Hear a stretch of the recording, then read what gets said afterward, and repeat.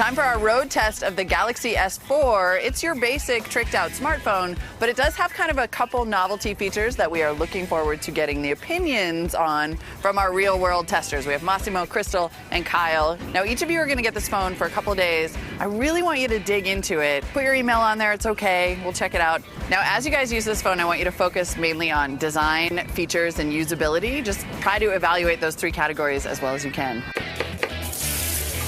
I'm Kyle Itani, Executive Chef Owner of Hopscotch in Oakland, and I'm really excited to see how the Galaxy S3 compares to the S4. Hi, I'm Crystal Silva, the Art Director here at Big Fish, and I like to raise caterpillars in my free time.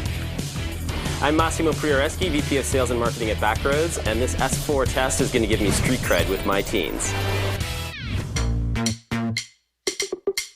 Oh my gosh, it's super, super, super light.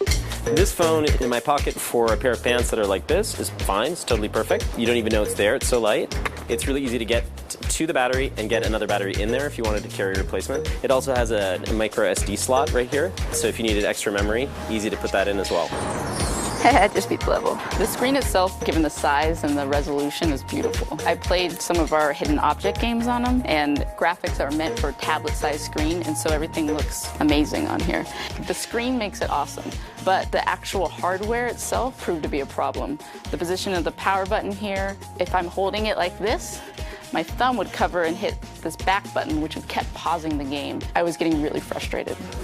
I like the size of the screen face, and the color, the resolution is really impressive. The plastic material, I've heard some people wonder about that. I mean, we had it for a few days. I don't know how durable it would be over the long haul, because sometimes things get banged around in the kitchen a little bit.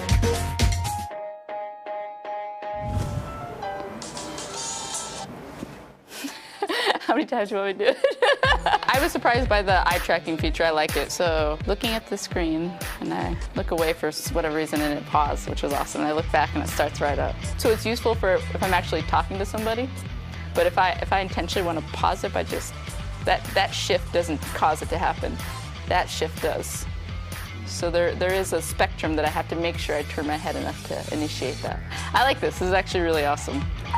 Dobbiamo cancellare una notte al vostro albergo. There it is. Then we can just pop that into a text, and away we go. The phone has this really awesome translate feature. Totally picked up my Italian, translated it into English, but if you just wanted to use this feature just so that it picks up different languages and you can use them for texting, you can just go and grab this piece of text and drop it into a text. The camera has a higher megapixel than the S3. It also has a burst mode function where I can take multiple pictures at once and then just choose the best one for later. So then I can just toggle between each photo and see, you know, what is in focus the best. I think I'm gonna go with that one, and then I just save it. Power button! It is pretty smooth to be doing video capture and be able to have the controls not stutter very much. You'd expect a lot of jitter when it's zoomed in on video, and there wasn't a whole lot of jitter. That's pretty good. I really love the mapping feature. I mean, it's a Google Map, so that's fantastic. Very accurate. You can get bike routes on it, which is great. The only thing I didn't like was the advertising on it. It seemed to take up a lot of the screen, so that was kind of annoying. But other than that, it worked totally fine. Hey, good morning, guys. Hey, Natalie, make sure you check the Google document from last night. The Google Docs are great. You know, I downloaded the Drive app very fast, and then I just have all my documents right there on me at all times throughout the day, and I can just go from one document to the next and make sure that, you know, every cook knows what we're doing for the day, and it keeps things really organized. Up here, when you're wearing it for working out at the gym, let's say, it's really, really huge. So you'd have to wear it down here, and at least with the software that I'm using, you want to look at it, so you'd be doing kind of this. So it doesn't really work for me. Oh, you're playing the sluts too.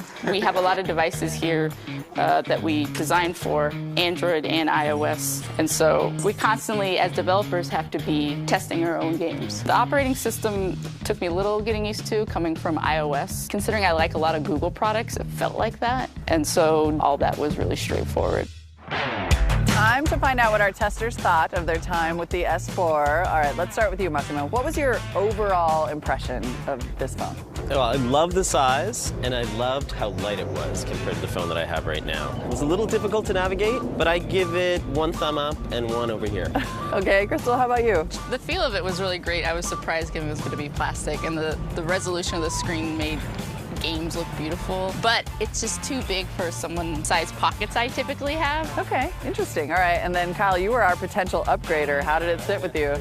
I liked it a lot compared to the S3. Shape, the screen resolution, it's all an upgrade. I don't know if I'd really like just go out and get it now. Maybe wait till I have to renew and then, you know, get the discount on it or something. But yeah, it was good. All right, so give me your total breakdown.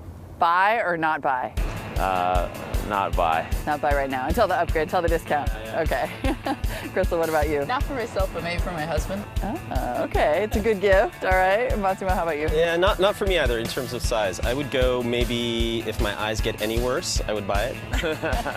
But for now, I'm sticking with what I've got. So that to me just shows how tough the smartphone market is right now. That the S4 is definitely a premium phone, but if you don't have a reason to upgrade or a reason to switch from iPhone or a reason to go bigger, it's just gonna sit there on the shelves. We'll keep watching. Good luck, S4.